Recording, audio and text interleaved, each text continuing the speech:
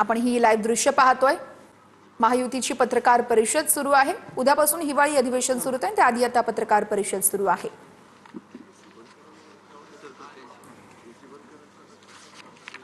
अरे एवढे माईक ठेवले, माझे कागद कशावर ठेवू मी?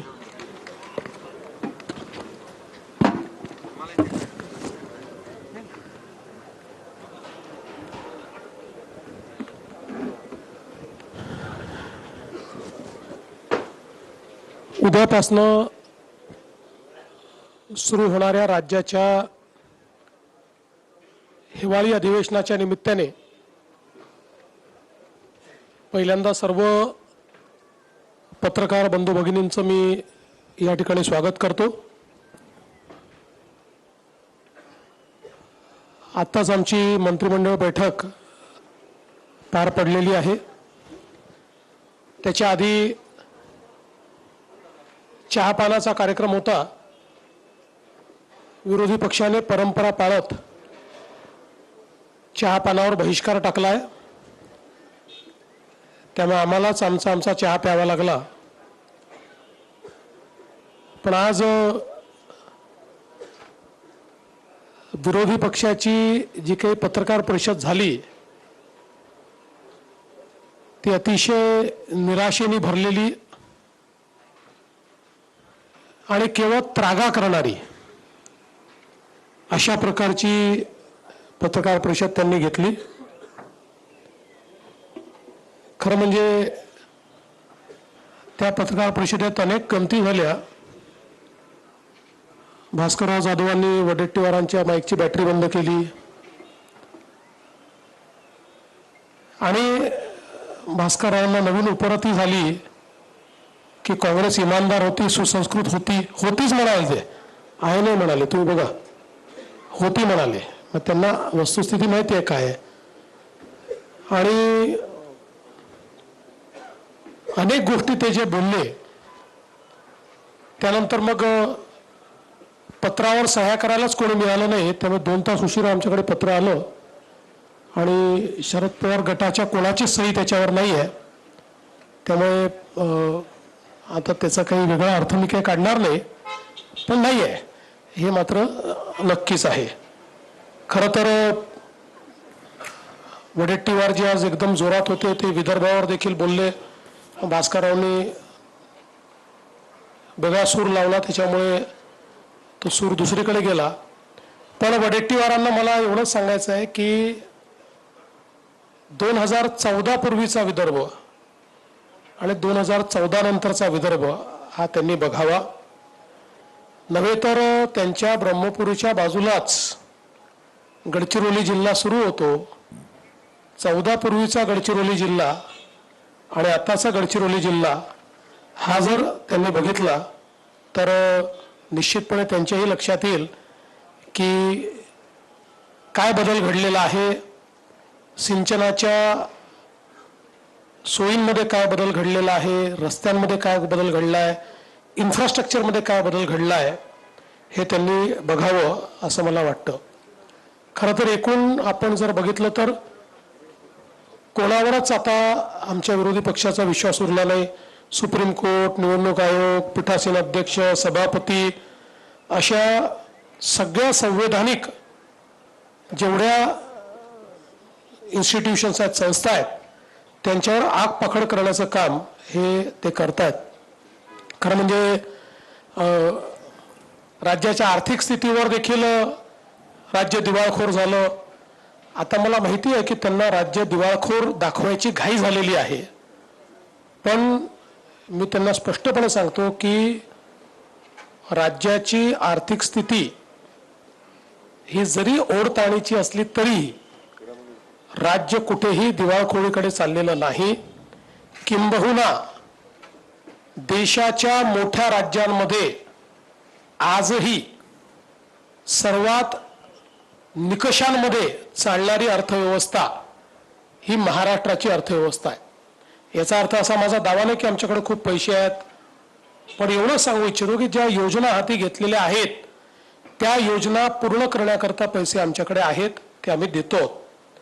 दुसरं, शेतकऱ्यांच्या संदर्भातही त्यांनी सांगितलं त्यामुळे जवळपास 92% शेतकऱ्यांना, जे काही पूरबाधित शेतकरी होते आणि ही संख्या 90 लाखाच्या वर आहे, 92% शेतकऱ्यांना मदत मिळालेली आहे.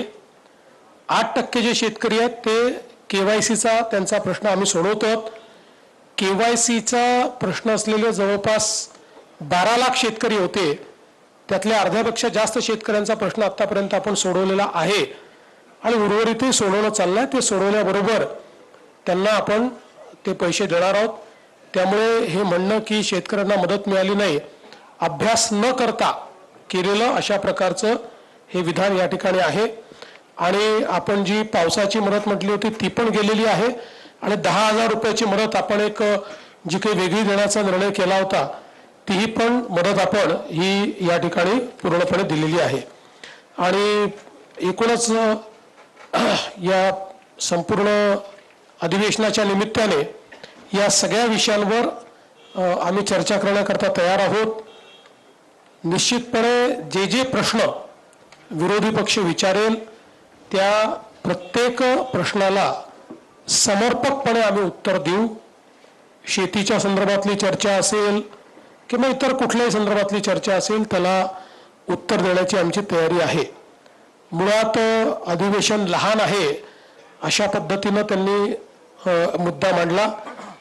खरं म्हणजे शनिवार रविवारी आम्ही कामकाज करतो, पण बिझनेस ॲडव्हायझरी कमिटीमध्ये दोन्ही ठिकाणी चर्चा होत असताना हे अधिवेशन का लहान होत आहे हे सर्वांना माहिती आहे. कारण आचारसंहितेमुळे या अधिवेशनामध्ये आपण पूर्ण अधिवेशन घेऊ शकत नाही आहे याची कल्पना आहे.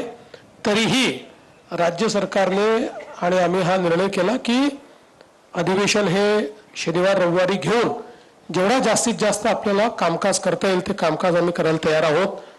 आणि कुठेही राज्य सरकारची पळून जायची या ठिकाणी मानसिकता नाही आहे. यासोबत काही प्रश्न त्यांनी उपस्थित केले विरोधी पक्षनेत्यांच्या संदर्भात. विरोधी पक्षनेत्यांचा निर्णय हा सर्वस्वी माननीय अध्यक्ष महोदय आणि माननीय सभापती महोदयांच्या अखत्यारीत आहे. त्यामुळे त्या संदर्भात जो निर्णय माननीय अध्यक्ष महोदय माननीय सभापती महोदय घेतील तो निर्णय आम्हाला मान्य असेल. त्या संदर्भात आमचा कुठला आग्रह नाही, कुठला दुराग्रह नाही. खरं म्हणजे मुळातच मला असं वाटतं की आत्ताचा विरोधी पक्ष हा दिशाहीन आहे. मुद्दे देखील नाहीत आणि मुद्दे रेटून नेण्याकरता त्या ठिकाणी जे करावं लागतं ते करण्याची इच्छाशक्ती देखील विरोधी पक्षामध्ये दिसत नाही. आणि म्हणून हे अधिवेशन आम्ही चांगल्या पद्धतीनं पार पाडू. जेवढे कामकाजाचे दिवस आणि आपल्याला कल्पना आहे की नागपूरच्या अधिवेशनामध्ये शेवटी आम्ही जे कामकाज करतो ते दुप्पट करतो. कारण नागपूरचं अधिवेशन हे सकाळी लवकर सुरू होतं, रात्री उशिरापर्यंत चालतं. त्यामुळे दिवसाला 5 तास काम करणं अपेक्षित असतं, पण 10 तासाच्या वर काम प्रत्येक दिवशी नागपूरच्या अधिवेशनामध्ये साधारणपणे आम्ही करत असतो. त्यामुळे कुठेही कामकाजाचे तास कमी होतील असं मला या ठिकाणी वाटत नाही. एक निश्चितपणे गोष्ट, कारण नंतर आम्ही दोघंच दिसतोय आणि अजितदादा दिसत नाही याच्यावरच बातमी व्हायची, म्हणून सांगतो की अजितदादा बहारेनला होते, ते आता पुण्यामध्ये लँड झाले आहेत. मुळामध्ये जी काही आपल्याकडे थोडा मध्ये हा जो क्रायसिस झाला त्याच्यामुळे त्यांनाही उतरायला उशीर झाला, ते उशिरा उतरले आहेत पुण्यामध्ये आणि म्हणून ते पोचू शकले नाहीत. आता त्यांचा फोन आला होता, ते आता पुण्याहून निघतायत. त्यामुळे रात्री 9-9:30 पर्यंत ते नागपूरमध्ये येतील आणि म्हणूनच ते या ठिकाणी हजर नाही आहेत. आणि उद्यापासून पूर्ण वेळ अजितदादा देखील या ठिकाणी असणार आहेत. जवळपास या अधिवेशनामध्ये 18 विधेयकं आम्ही मांडणार आहोत. त्यातले काही फार छोटे छोटे आहेत, अगदी अनुषंगिक आहेत, काही मेजर विधेयकं आहेत. अशी 18 विधेयकं आम्ही त्या ठिकाणी मांडणार आहोत आणि या विधेयकांवर चर्चा करून ही विधेयकं सगळी मान्य व्हावीत अशा प्रकारचा आमचा प्रयत्न या निमित्ताने असणार आहे. एकूणच नागपूर अधिवेशनामध्ये सुरुवातीच्या काळामध्ये आमच्या पत्रकारांची काही गैरसोय झाल्याचं मला समजलं, त्याबद्दल त्यांची दिलगिरी व्यक्त करतो. पण कोणीतरी कोर्टात जातं आणि मग काय काय होतं हे आपल्याला माहिती आहे, पण आता त्यातनंही आपण जो काही तो मार्ग काढलेला आहे आणि एक चांगलं अधिवेशन जनतेच्या आशा आकांक्षा पूर्ण करणारं अधिवेशन करण्याचा आमचा प्रयत्न असेल आणि विशेषतः नागपूर अधिवेशनामध्ये विदर्भ मराठवाड्यावर जास्तीत जास्त चर्चा व्हावी ही जी अपेक्षा आहे त्या अपेक्षेअनुरूप सत्तारूढ पक्ष तरी त्याच्यावर जास्तीत जास्त चर्चा घडवण्याचा प्रयत्न करेल.